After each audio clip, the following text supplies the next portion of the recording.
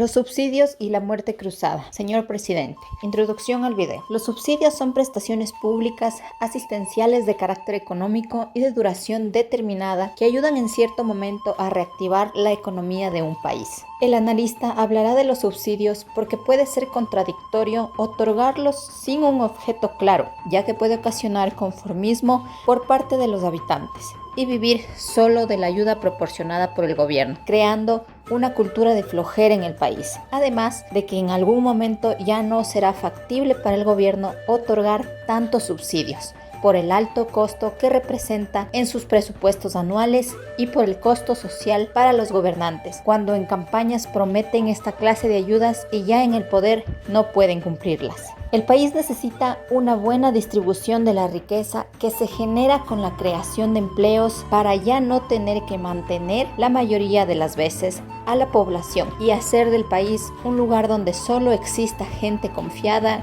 conformista y floja. Miremos cómo lo enfoca el doctor Manuel Pozo Zumárraga, el pensamiento de los pobres y los ricos en el tema de los subsidios, la fragmentación de las clases sociales por falta de unidad, hasta para protestar, los efectos de los incrementos del sueldo o salario mínimo vital y cuánto tiempo nos llevará para salir de la crisis que nos han dejado los dos gobiernos anteriores.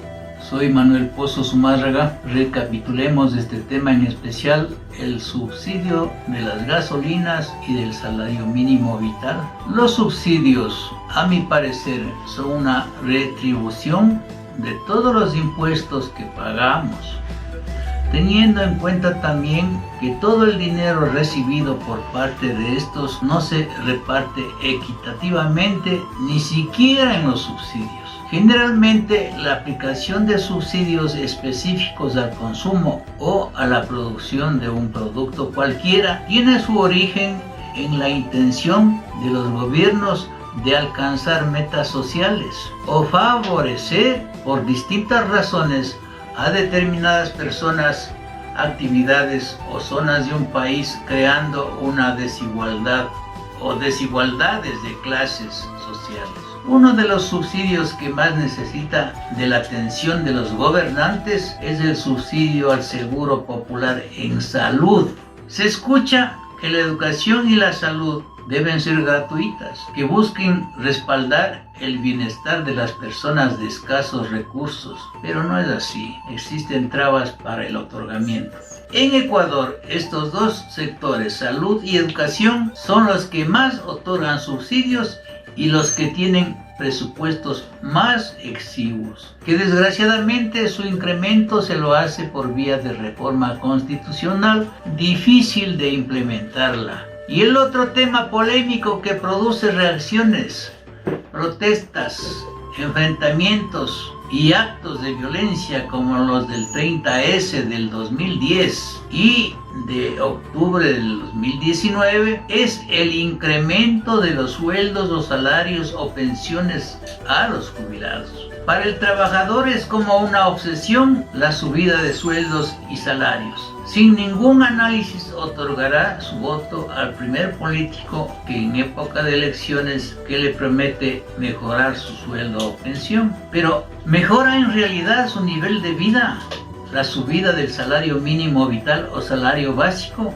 El incremento lo hace recibir más dólares, pero adquirirá menos por esos dólares. Sin ir muy lejos, pregunten a las amas de casa. Está visto que cuando por decreto se eleva el salario, los productos también suben, pues su costo es parte del precio de venta al público y ningún dueño de comercio o industria asumirá la pérdida que conlleva la elevación del salario. Lógicamente, este incremento lo pasará al consumidor. Cuando se eleva el salario por decreto, la autoridad de turno se encargará enseguida de difundir los mitos siguientes: que no causa inflación, que el asalariado se beneficia, que se congelarán los precios mediante control estatal, que el gobierno tiene financiado el incremento, que se garantiza la estabilidad laboral, etcétera, etcétera. Y el culpable, en mi opinión, es el gobierno de turno, que en un sistema de economía social de mercado, el control de precios es nulo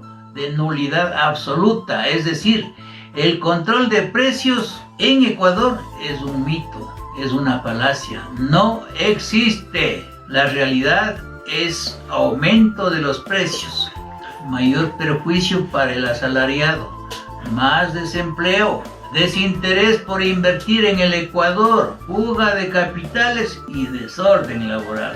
Y el pueblo llano y el que protesta por los incrementos mensuales de las gasolinas y pide focalización selectiva o pago anual, nos dice que seguimos siendo un país fragmentado hasta para pedir rectificaciones.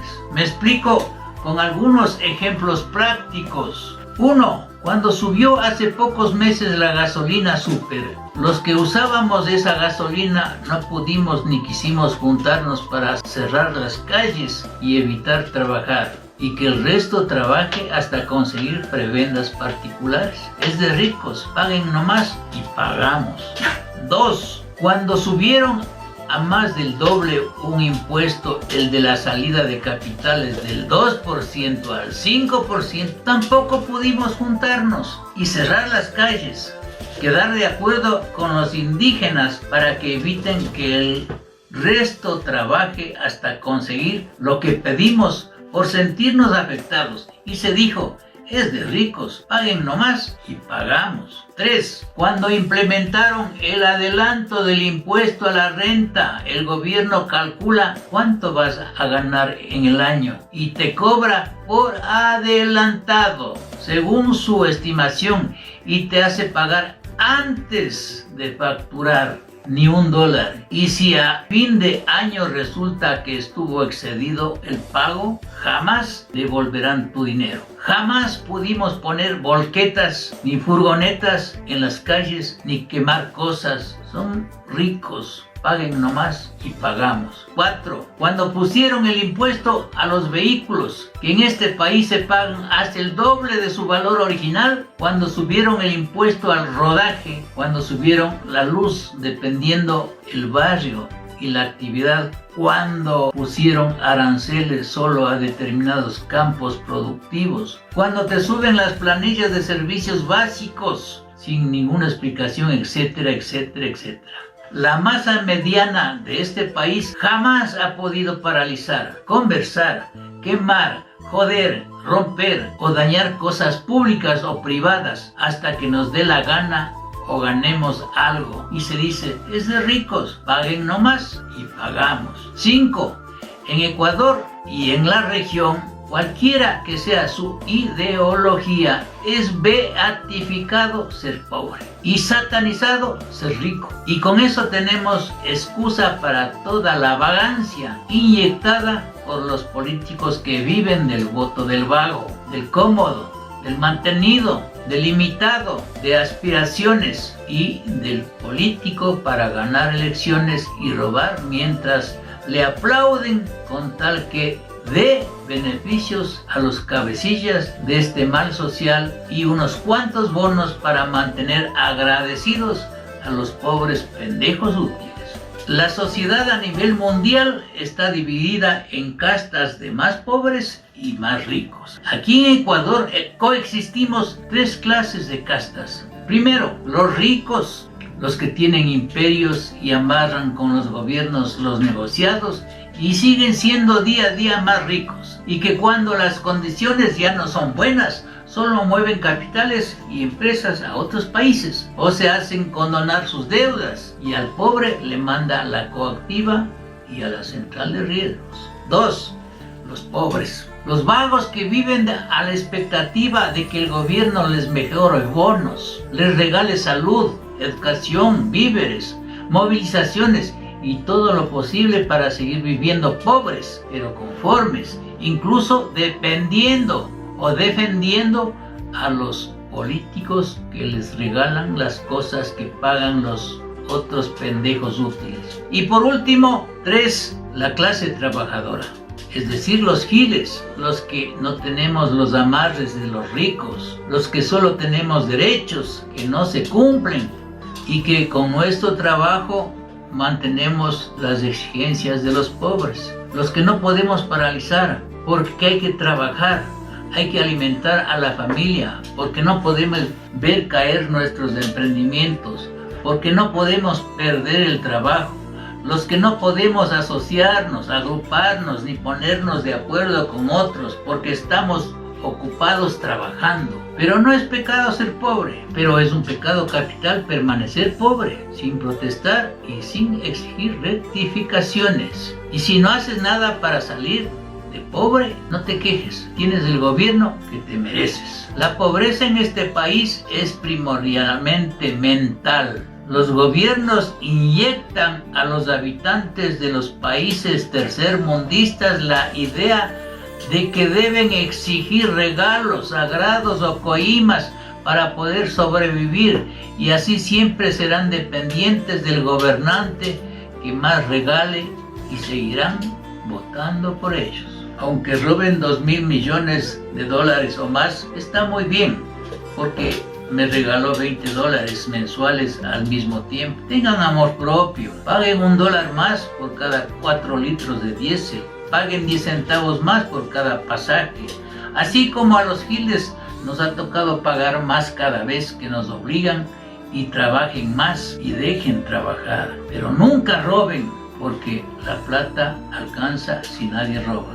Moraleja: las gigantescas desgracias económicas y morales de la actualidad de Ecuador son producto de los 2 últimos periodos presidenciales y de los caciques anteriores, de partidocracias, sí señor, cuyas competencias recayeron en el más triste, célebre, ampón y mercenario político prófugo de la justicia, Rafael Vicente Correa Delgado, y sus secuaces, así como en el cínico continuismo político-administrativo del expresidente Lenín Voltaire Moreno Garcés, donde nadie se haya dado cuenta de que para curar el grave cáncer terminal causado por aquellos 2 sujetos anteriormente nombrados, principalmente por el periodo que le correspondió al prófugo, y empezando de cero, se requieren al menos 20 años,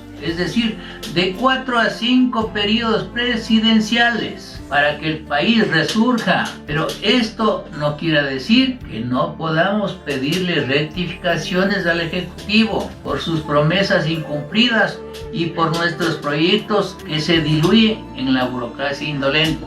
Y aclaro además que dichas circunstancias podrían ser posibles debido a que, gracias a Dios, aún somos un país absolutamente rico en recursos naturales, quizás únicos en todo el planeta, por lo que sería de efectos fulminantes en la economía del país el hecho de que el presidente Lasso se vea obligado a utilizar el recurso de la muerte cruzada. En lo personal, la muerte cruzada debe ser el último de los recursos de la democracia directa, no el primero. No hay que dar gusto a los conspiradores o políticos oportunistas, porque la muerte cruzada es un arma de doble filo. Se puede disolver la asamblea, pero no se garantiza que al tener nuevas elecciones gane Guillermo Lasso, o se instaure la meritocracia, o se destierre la corrupción. Nunca olviden el criterio de los que no hemos participado en la política, aunque escribimos sobre esos temas. Y tampoco se olviden que reconstruir un nuevo país no es destruirlo. Fuente de estos criterios: